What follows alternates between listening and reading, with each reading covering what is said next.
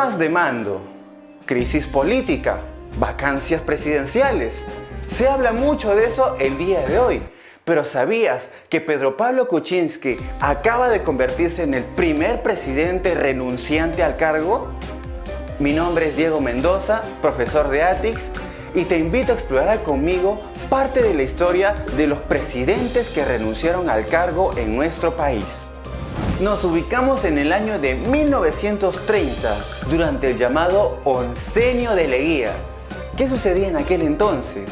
Pues el país estaba sumergido en una terrible crisis económica y política. Sucedía que Augusto B. Leguía había entregado muchísimos poderes y demasiada economía a los capitales extranjeros, precisamente los norteamericanos. Y esto ocasionó un tremendo descontento en el país y en la clase militar, lo cual devino en un golpe militar. Así es, el primer presidente que fue obligado a abandonar el cargo fue por un golpe de Estado, ocasionado por este caudillo que conoceremos más adelante, Sánchez Cerro. Así es, un presidente militar el cual derrocó por golpe de Estado a Augusto B. Leguía por un gobierno que francamente tenía una corrupción a niveles exorbitantes.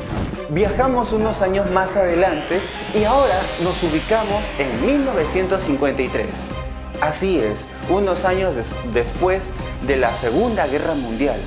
Nuestro país nuevamente, y como ya es costumbre, estaba otra vez en una crisis política. ¿Qué ocurría en aquellas épocas? Pues el gobierno de José Luis Bustamante y Rivero estaba conformada por una amplia mayoría aprista y por una minoría de corte comunista. ¿Qué ocurrió en aquel entonces?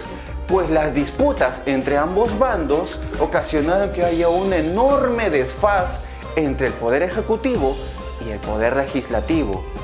La situación era insalvable y el presidente sudaba a borbotones porque la situación no se podía sostener. Lo siguiente en ocurrir fue lo que ya vimos anteriormente.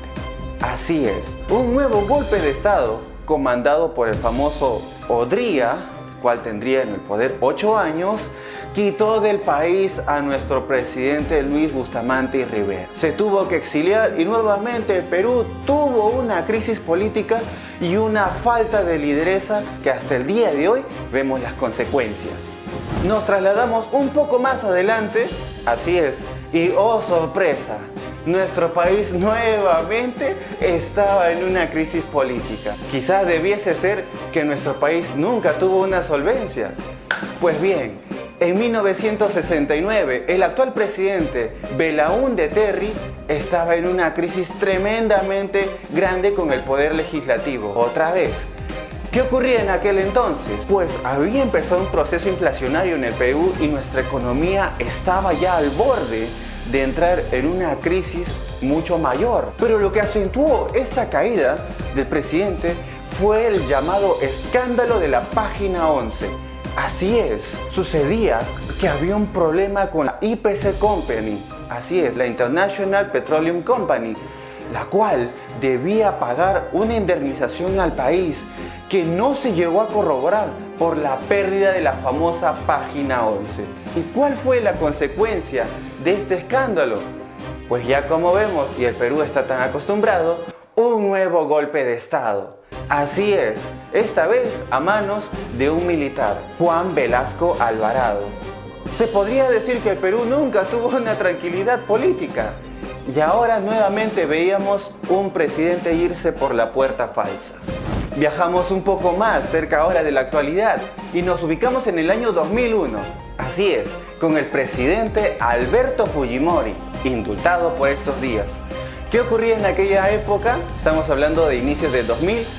Pues nuevamente, como ya es costumbre y tradición en el Perú, una nueva crisis política. Se tenía la grave denuncia de los Vladivideos y esto era acompañado con el escándalo también de los congresistas tránsfugas. Así que esta situación motivó a que el presidente Alberto Fujimori diese un viaje hacia Brunei, el cual era solamente un pretexto para asilarse en Japón y desde allí mandar su carta de renuncia. Pero ojo, esta no fue aceptada. Como lo vimos anteriormente, se declaró vacancia presidencial a Alberto Fujimori por incapacidad moral, quedando sin efecto su carta de renuncia.